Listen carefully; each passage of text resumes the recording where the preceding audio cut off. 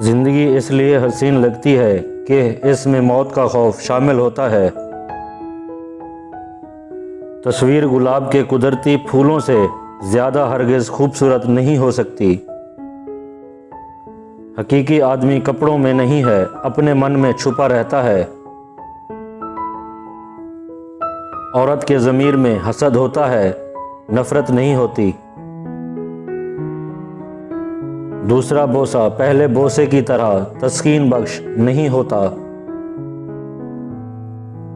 حسن اس وقت تک انمول ہے جب تک چھوا نہیں گیا، جسم اس وقت تک خوبصورت ہے جب تک ٹٹولا نہیں گیا۔ عورت کا طلسم بہت جلد ٹوٹ جاتا ہے، جس طرح ایک خوبصورت منظر کو ایک بار دیکھنے کے بعد انسان آگے سفر شروع کر دیتا ہے، جو دوسروں سے جتنی زیادہ توقعات وابستہ کرتا ہے اتنا ہی زیادہ مایوس بھی ہوتا ہے۔ دنیا میں ہر کام کے لیے الگ الگ آدمی پیدا ہوتے ہیں، اسی لیے جو جیسا ہے اس کو اسی حیثیت میں رکھنا چاہیے۔ ہم نے اپنے سینوں میں بہت سے بھیڑیے پال رکھے ہیں جو وقتاً فوقتاً باہر نکلتے رہتے ہیں۔ آدمی کو اپنی نیت کا علم ہوتا ہے، اسی لیے دوسروں کی نیت سے بھی باخبر رہتا ہے۔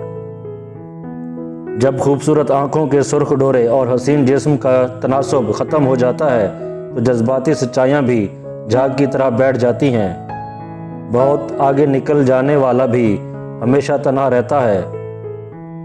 انسان تضاد سر کے بالوں کی طرح ڈھیر اور باریک ہیں، انہیں الگ الگ کرنا بہت مشکل ہے۔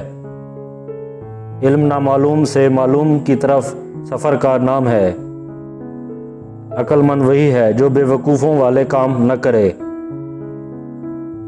اگر انسان کی فطرت کو قناعت پر راضی کر لیا جائے تو دنیا میں سارے فساد ختم ہو جاتے ہیں۔